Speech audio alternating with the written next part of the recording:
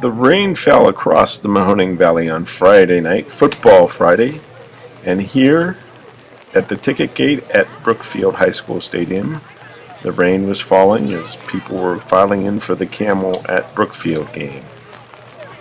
Also, the sale of the 50-50 tickets was hampered as the girls were selling undercover. A host of high school football games were delayed and some were even canceled as lightning was prevalent across the Mahoning Valley early Friday evening. Lindsay has one.